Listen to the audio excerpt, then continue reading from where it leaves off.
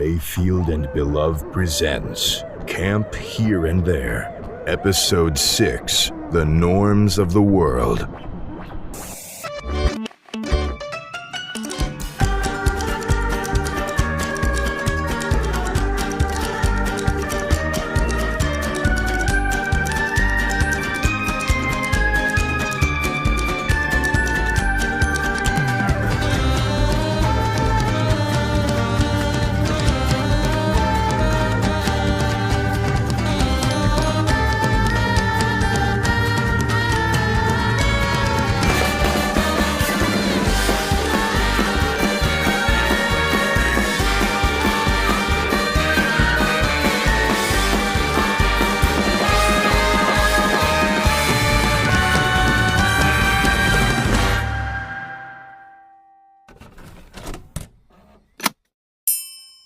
Good morning, campers! Have we all recovered from yesterday? I forgot to mention this at the end of the day yesterday between the cancellation and the casualties and all, but guys, didn't Jetty just make the cutest camp announcer? I know I was a little mean, but it's just so satisfying to wield psychological power over a man in a button-up. You all understand, right? He's a good sport about it after all. Well, anyways, how's about those announcements, huh? The time is 8:61 a.m. and the sky is serene and bloodshot red, and the jabberbeaks are chirping with ferocity. If you listen closely, little ones, you might just hear, amidst their raucous peeps, the day of the week on which you are fated to die.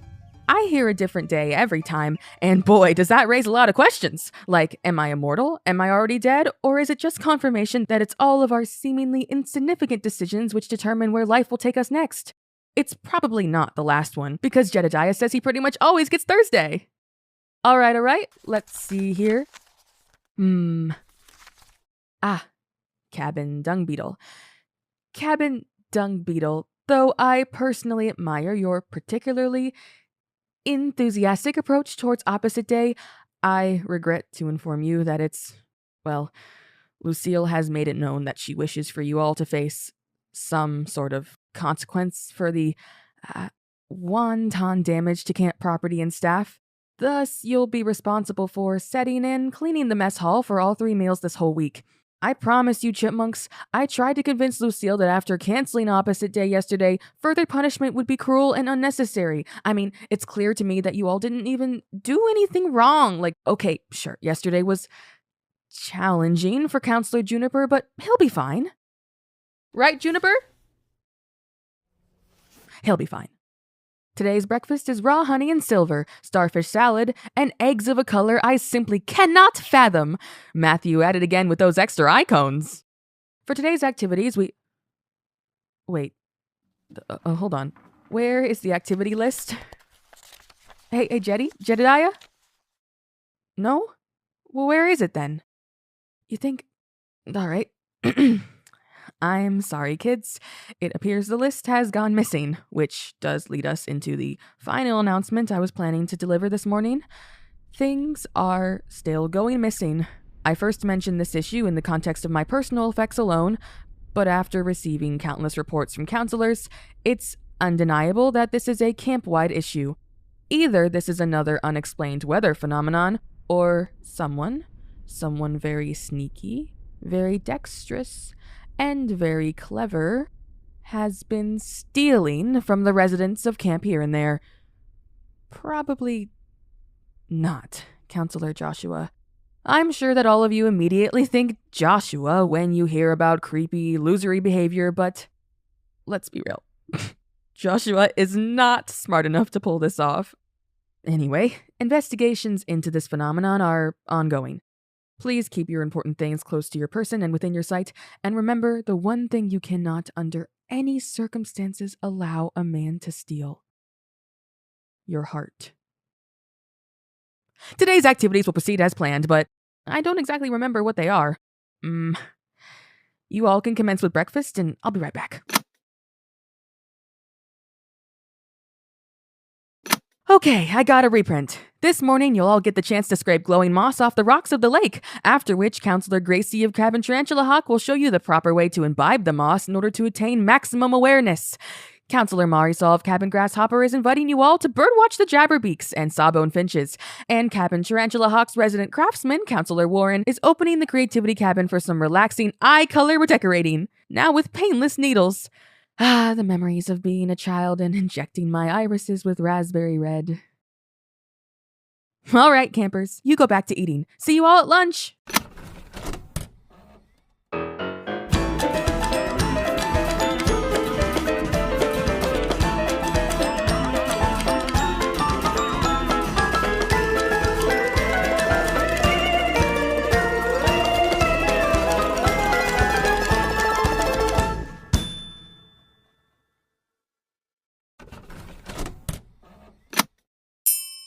Afternoon, campers, and welcome to the minute 1282. Did any of you Jabberbeak watchers learn which day of the week you're due for? Most recently, they told me I was to die on a Saturday. I'm sure that if I was anyone else, such a revelation would turn each Saturday into a harrowing gauntlet of all too possible doom for every week thereafter. Ah, knowledge. All right. Enough jokes. I'm actually in quite a serious mood right now. Campers, items are going missing at an exponential rate. Whoever is responsible seems to have been emboldened, even motivated by my acknowledging their actions. We've got to get some sort of camp-wide vigilance operation going so that we may perhaps apprehend this culprit, or at least get my fancy soaps back. I'd like to establish that if it's a camper who's responsible, you may simply come forward to me in private, and I assure you that you will be neither punished nor reported. Counselors? Well, you'll have to talk to Lucille, so perhaps it would be better if you return the items anonymously. In the interest of the item retrieval effort, we've posted a list of all stolen items we are currently aware of to the camp bulletin board. It's in the cafeteria if you'd like to check out or modify it, but here's just a hint of the items our counselors and campers have lost just today. Counselor Rowan's incense sticks, Counselor Warren's animal tooth collection, several books of Counselor Soren's including Embalming for Dummies and Demonology for Freaks, Camper Penelope's stash of ash-laced chocolate, Camper Natsume's colorful candles, samples from Counselor Yvonne's crystal collection, many different clocks from both the nurse's office and administrative building, including Lucille's fancy old mahogany grandfather clock, and so much of my stuff, including samples from my stash of homegrown herbs, some of which are medicinal, but some of which are quite deadly. I very much hope the culprit can tell those apart. You wouldn't want to accidentally heal someone you're trying to murder. Also, Jedediah told me that the photo of me he has in his desk has gone missing, which I didn't even know he had that. Anyway, all of this to say, this has got to stop. I'll thank you to report any other items which go missing or which turn up. For today's lunch, Matthew has made goose stuffed with more goose, and a side of almond milk supreme. Vegans will be having a soy meat of a reportedly goose-like variety. The afternoon's activities will be a live-action rendition of the famous board game Battleship with authentic cannons. Counselor Joshua is hosting a competition to see who can guess how many ketamine needles I snuck into his pillow last night, and Matthew wants to remind the camp that his door is always wide open to any wayward camper who is feeling called by the meat. Well, that's it for now. Apologies if I sound a bit out of it, campers, but I can't keep my mind from wondering why all the items taken today have been commonly used in the practice of magic, aside from the photograph of me. Well, I'm sure it's nothing. I'll see you later.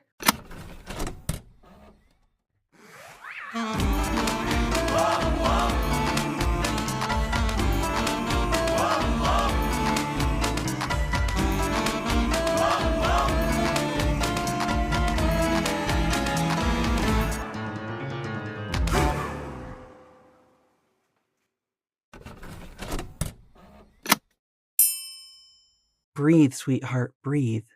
It's okay, yeah? Hey, where's Jedediah? I don't want to bother.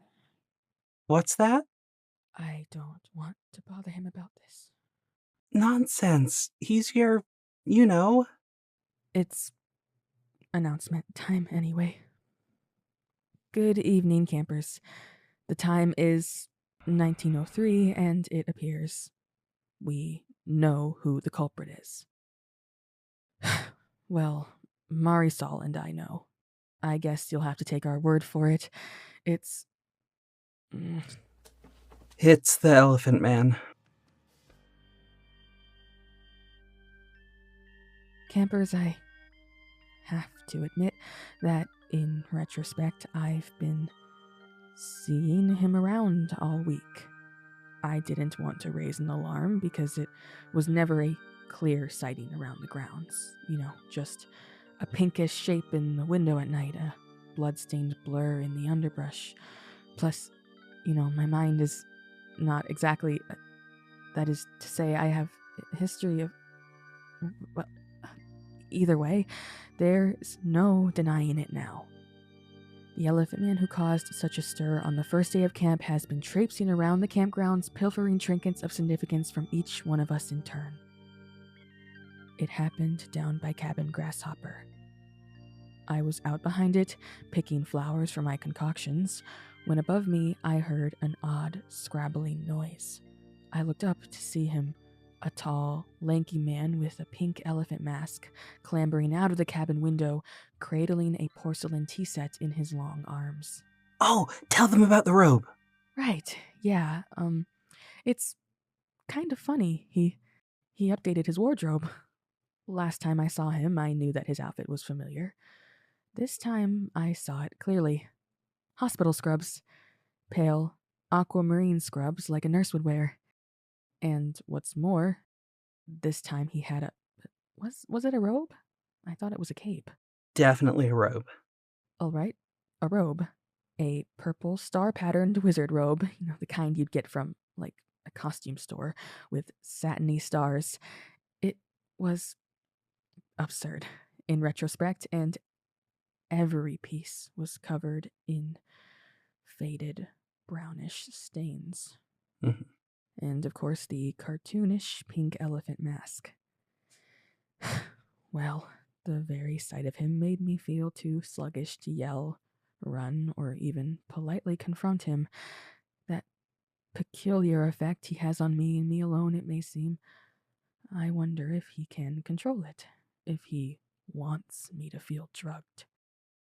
Either way, it's clear that the mask acts as some sort of stopper-upper for that effect of his, because after landing on the grass beside me, You don't have to explain in so much detail.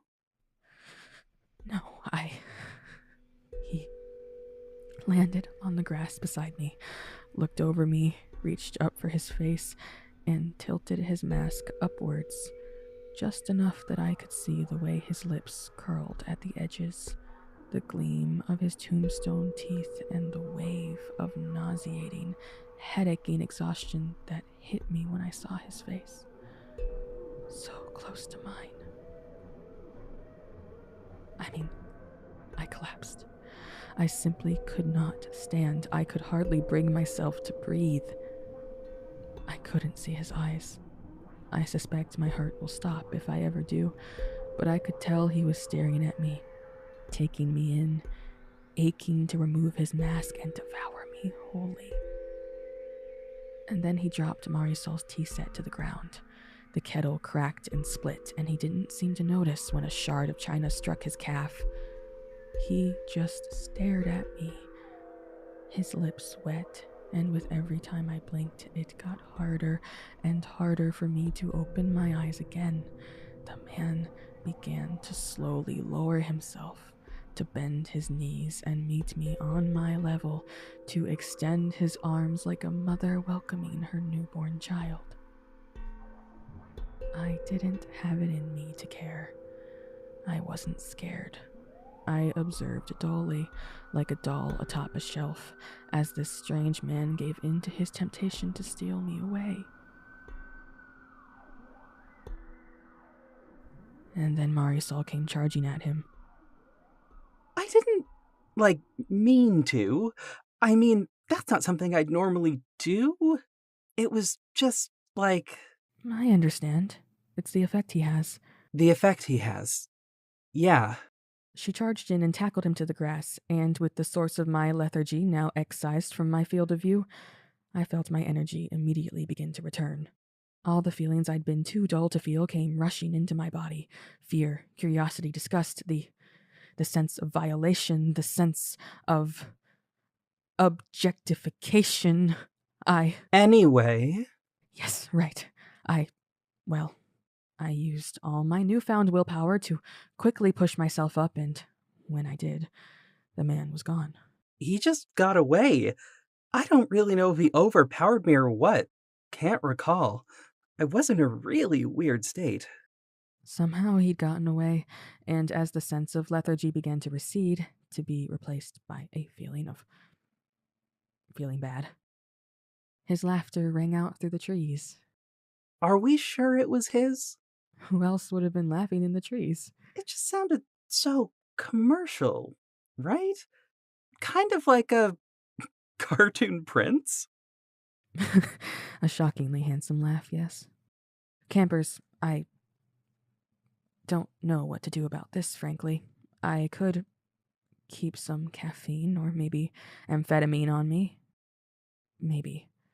But if he's using some kind of hypnotic magic, I don't know how much that would do.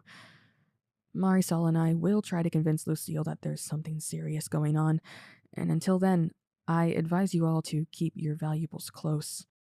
I'll keep you updated, my little sandworms.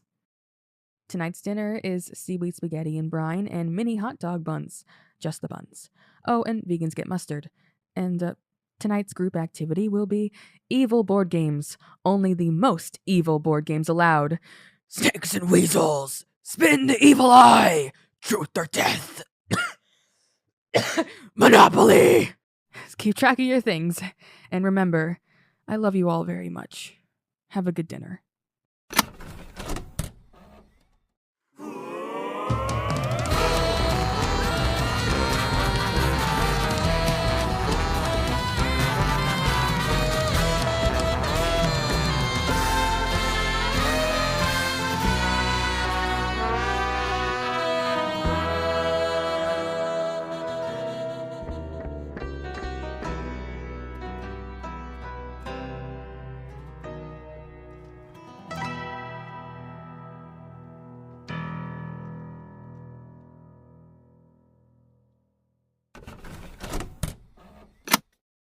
Hello again, Ghost Recorder.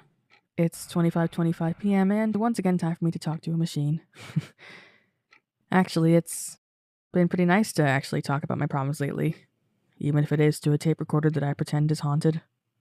And I used to talk to Jedediah about everything, but I mean, he's not just an endless well of support for me to dump all my issues into. Your friends shouldn't have to play therapist for you, right? So I don't really need to make him listen to all my bullshit anymore. Goodness. Who am I lying to here? I just don't tell him about my problems because I don't feel like he'll listen.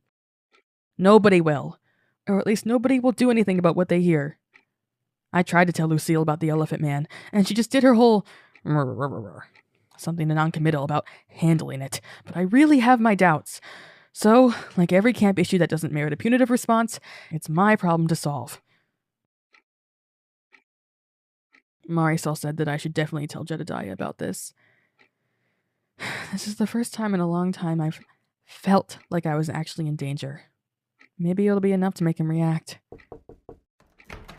Oh, speak of the devil. Hey, Sydney, talk about me behind my back? Yes, indeed. I told my ghost recorder that you were a handsome assistant with a perfect smile. Good to know. Listen, I'm sorry that I was so busy today. Lucille had a job for me. Bad timing, I know. I wanted to check in. Are you all right? Well, I'm sort of troubled. Remember the Elephant Man? Yes? He's real, Jedediah. I won't hear otherwise. I saw him. I've been seeing him. He's the one who's been taking all the stuff. He took your photo of me. Yeah, I know. I listened to this evening's announcement. Oh, did you? I never know. Well, Jetty, I'd like to take this seriously. I'm real scared. Yeah. Well, Sydney, I'm sorry that happened to you. I know how much you value your ability to control yourself, your autonomy and all.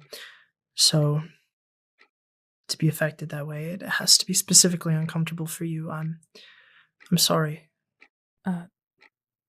Thanks. That's nice, actually. That said, he didn't actually hurt you, right? Well, no, but Yeah, hear me out here. Aside from the feelings of discomfort, I don't think you actually have anything to worry about, Sydney. He seems creepy, but harmless. he ate my worms. Worms aren't people. Jedediah. Sydney, I'm just trying to tell you that I don't think this is worth getting bent out of shape over. He's a nuisance, yes, like so many other things in life, but we really don't have any reason to think he's a threat. He's stealing things from people. He's stealing a lot of stuff from me. Which is a problem, but Common sense dictates that. common sense? Sydney, stuff like this is the only common element in our lives. I'm sorry about what happened to you, but I'm surprised and frankly a little worried about your fixation on this guy, okay? Because a few days ago, you got captured and kidnapped by penguins. Last year, we had real elephants storm the camp, and a counselor was destroyed. Sometimes it rains knives or nuclear waste, and Rowan says the world is going to end almost every day. And you are always fine. And yes, this guy might pose some kind of weird existential threat to the camp at large, but the idea that one weirdly dressed human being is the first thing since taking this job that you've actually been scared of, that doesn't make sense to me. Nothing in this camp ever hurts you, Sydney. You are always fine, and the biggest threat that I currently see to your well-being is your own mental health.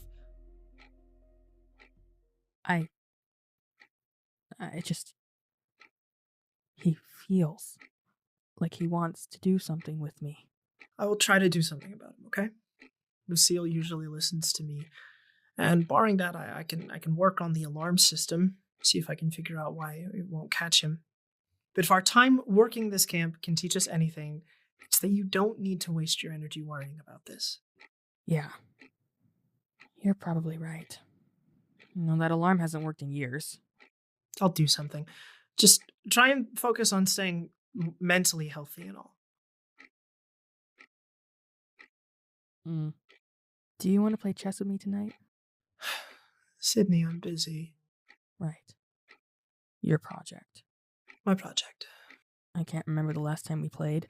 A couple of years, maybe. Just busy. Yeah. Okay. And if you feel safe right now, I have things that need attending. Right. I'll see you. I love you.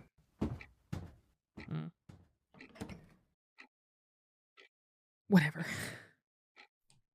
Good night.